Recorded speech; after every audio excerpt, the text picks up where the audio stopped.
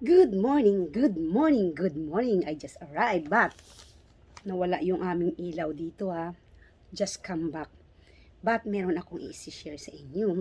Hopefully, maging marami ang views nito. Ipakishare mga palangga. Kasi ito, totoo na gin-apply ko sa sarili ko. This is medicine, herbal medicine. And before anything else, shout out sa tanan namon mga supporters dyan. Paki-share. And salamat sa tanan nga prayers na naghilang aking allergy. But meron pa dito ngayon no, nung gakati-kati sa. That's why i-share ko sa inyo kung ano yung nilagay ko dito na herbal. Kasi itinuro ito ng asawa ko. Kasi taga Pangasinan siya. So mostly sa farm, herbal medicine yung gina-apply nila, especially sa mga katul, allergy. So ito, sinabi niya sa akin na ano ko ito i-follow at i-apply ko din sa allergy ko. So before, nung dami pa akong allergy, gina-apply ko dito.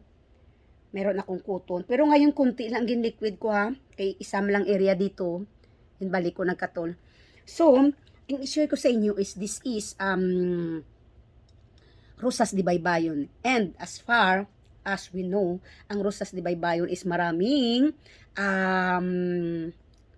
benepisyo sa katawan. Cleansing. Ginaboil dito especially sa may mga cancer. At hindi lang yan. Maraming sakit ang dala niya. So, magtanom kita ng Rosas de Baybayon sa ato nga garden. Yan. So, Rosas de Baybayon and ginger, alam niyo kung anong ginhimo ko sinim. I-mix natin ito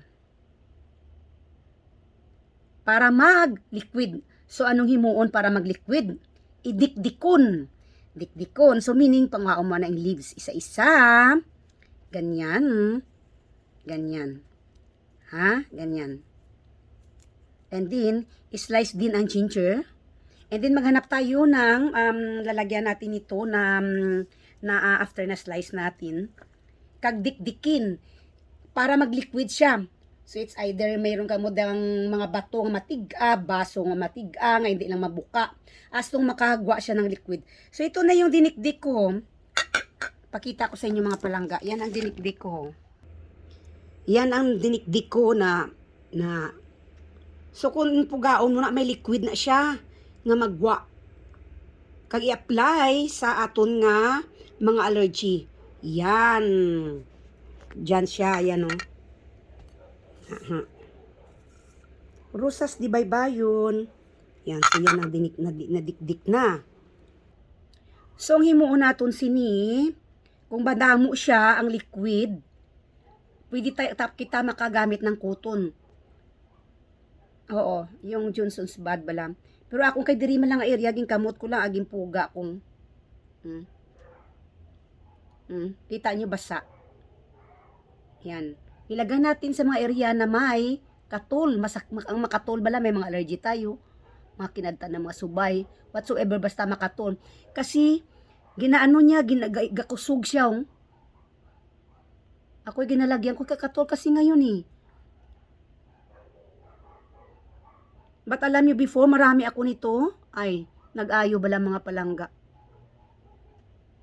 Ganun nyo para magduga.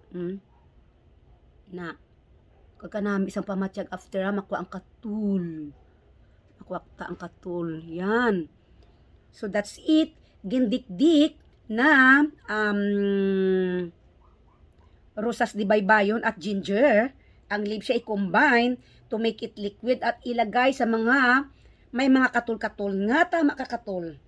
Anything. So this is it.